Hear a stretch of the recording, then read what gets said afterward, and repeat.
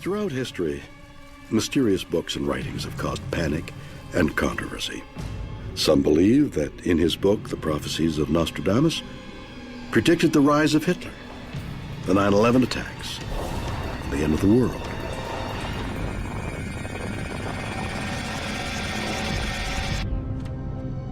But there's another mysterious book that many believe contains other cataclysmic predictions. Its dark secrets are yet to be revealed. Historians, linguists, and code breakers are attempting to decipher its meaning. What will they reveal?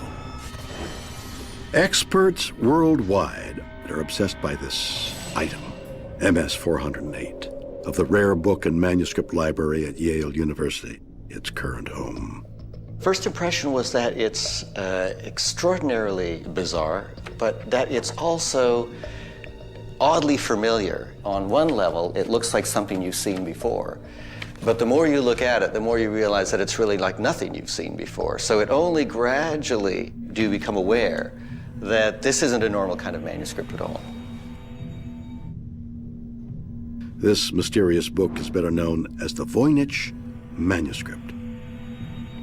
It was discovered in 1912 by rare book dealer Wilfrid Voynich in a Jesuit library near Rome. Its author has never been revealed. Nearly 100 years later, historians like Professor Nicholas Terpstra are still trying to decipher the manuscript's contents. Unidentifiable plants.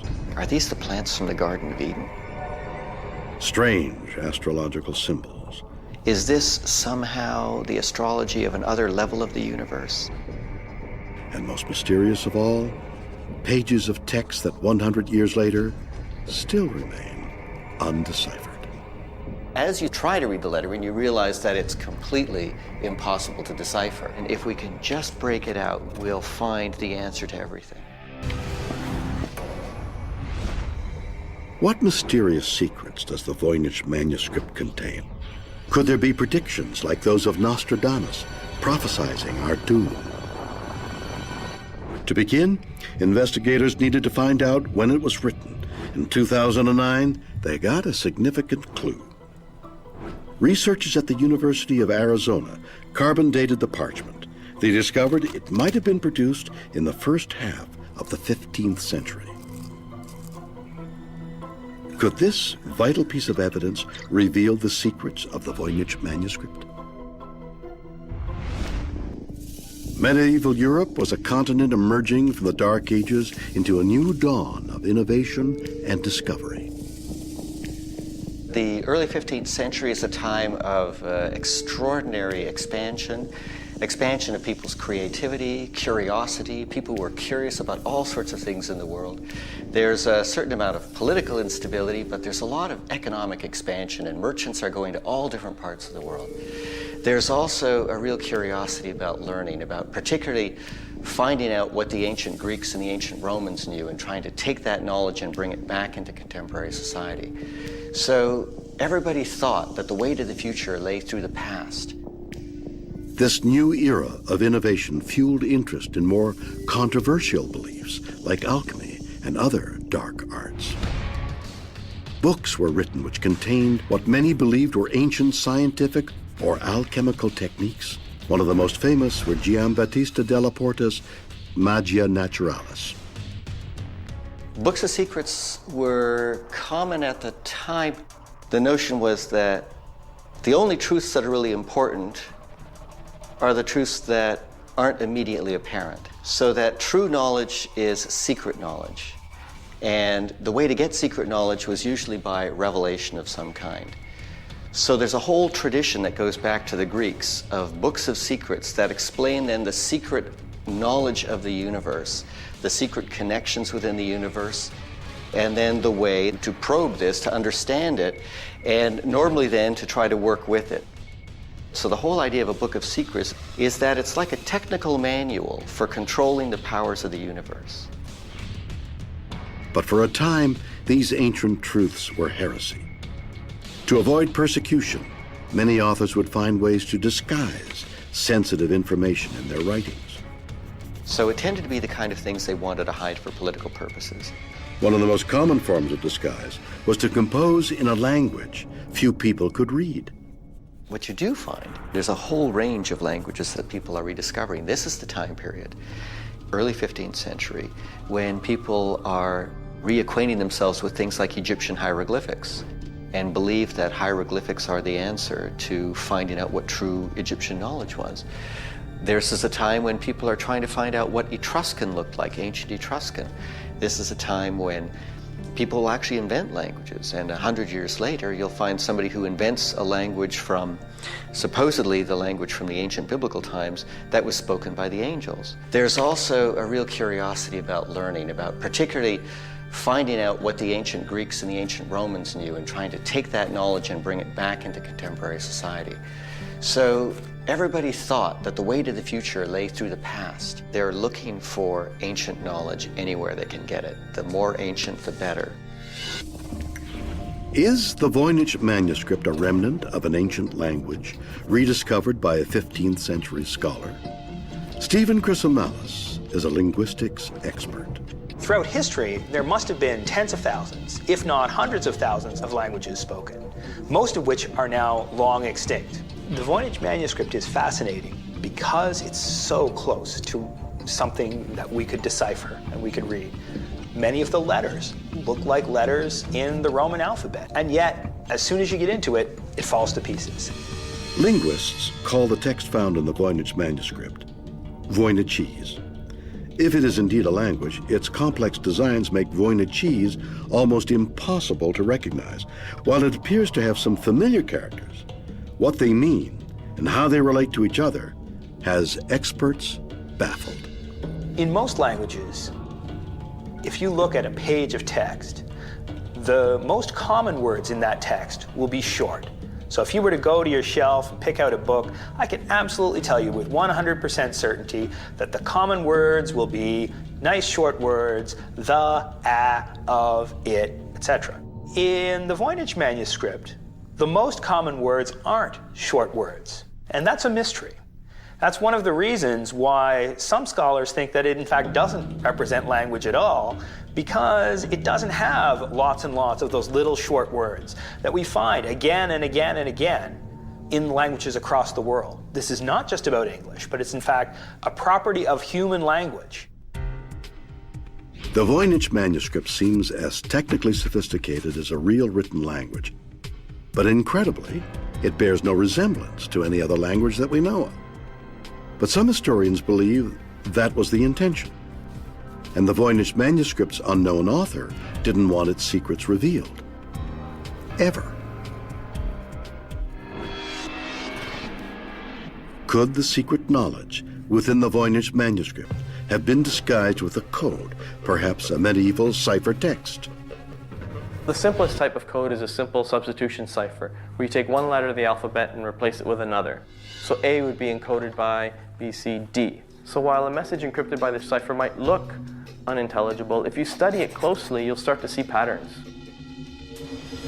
If you're encrypting the English language, for example, E is the most common letter used in the English language, say.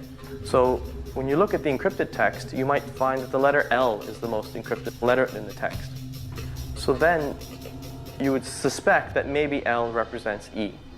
The problem, as some of the greatest code breakers in history have discovered, is finding those patterns in the Voynich manuscript. By the Second World War, the art of encrypting documents had been nearly perfected by the Germans' Enigma cipher machine. To crack the Enigma's code, Allied codebreakers had to push their technology beyond its limits. The governments brought together teams of hundreds, if not thousands, of their brightest minds to try to figure out how these ciphers, how these substitutions were working. And in order to break the codes, they had to try thousands and thousands and thousands of different combinations, to the point where they couldn't really be done by hand, and they had to invent machines to break the codes for them. And they started with mechanical machines, and eventually built up to electronic machines. Aided by Colossus, the world's first electronic programmable computer, the Allies deciphered what was then the most complex code in history. But then, they tried to break the VOYNICH manuscript. So many of these cryptographers from the UK and the United States and elsewhere who'd broken these extremely difficult ciphers from the 20th century tried to break this 15th century cipher. So why is it that they failed?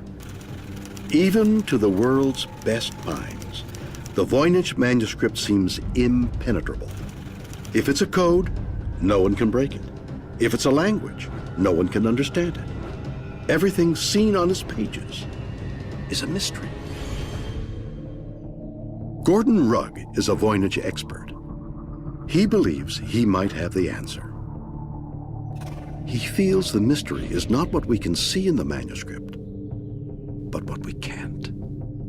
Even the most perfectionist modern calligraphers still make some mistakes. They have to erase those mistakes, scratch the parchment clean, and then write the correct text. There's no evidence of that happening in the VOYNICH manuscript.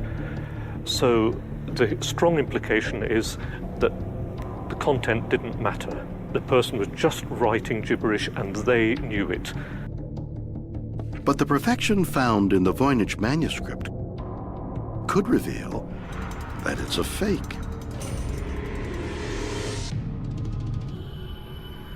Professor Gordon Rugg believes he has the answer. The simplest explanation for the VOYNICH manuscript is that it's a hoax. It's a brilliant hoax. It's an amazing hoax. A hoax that lasts for 500 years. Could the VOYNICH manuscript be a perfect crime created by a medieval prankster? To investigate, experts would need to go back to the 15th century. Works like those of Nostradamus were hugely successful when they were first published. The educated classes revered any book that promised the secrets of the universe. There would be a big market for something like this, precisely because it's so strange and rare and because it's so secret. For a Renaissance banker, owning a manuscript was like owning a Van Gogh to a modern-day Wall Street banker. It shows that you're about more than money. You know what culture is, and you're a cultured, intelligent individual. So it's a mark of status. It's a mark of conspicuous consumption. Even if there was a financial incentive to create the manuscript, how could its author make it appear as technically consistent as real language? Most people had previously assumed that to create something the size of the VOYNICH manuscript as meaningless gibberish would take decades. If you try making up gibberish out of your head, it's surprisingly difficult. You start repeating yourself over and over again. That would be easily detectable. There are cases of people doing things like automatic writing, but again, the record doesn't match what we see in the VOYNICH manuscript. There are things that you can do like randomly combining characters, but we know the combinations are not random. So all of the plausible, familiar ways of generating meaningless gibberish produce output which is visibly different from what you see in the VOYNICH manuscript. But Professor Rugg has an incredible new theory. Creating the manuscript was actually easy, and today he's going to put his theory to the test. I think that what we'll see today is large quantities of text coming out, text which has got similar characteristics to VOYNICHese in different ways. I think another thing we'll see today is how quickly text can be produced using this method, whether or not it would be feasible to use this method to produce a meaningless hoax for profit. Gordon hopes his experiment will reveal how the author created an indecipherable manuscript quickly and easily. To begin, Gordon is using 3 world-class calligraphers. Working on a table consisting of 600 blank squares, the calligraphers copy random syllables from the VOYNICH manuscript into the squares, leaving some of them blank. 3 squares are then cut in random positions from heavy cardboard called a grill. The grill is then placed anywhere on the table. This simple technique reveals a VOYNICHese word. Finally, the word is copied onto a page of manuscript. The grill slides to the right and it's repeated. Using this method, the entire VOYNICH manuscript could be created in weeks. These people have produced text that looks like Voynichese. They've produced it fast. At this speed, you'd be able to produce the entire manuscript in a matter of weeks with a team like this. So I think this shows that my method's certainly feasible.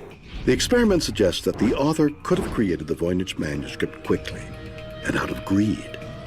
But until the truth is revealed, for many, the mystery remains.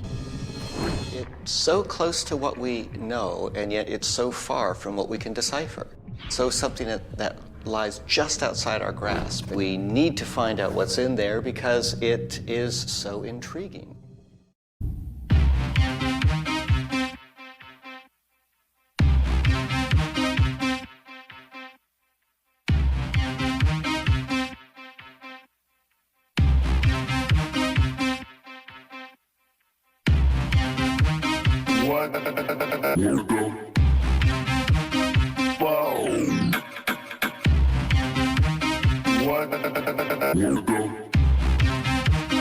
What the fuck?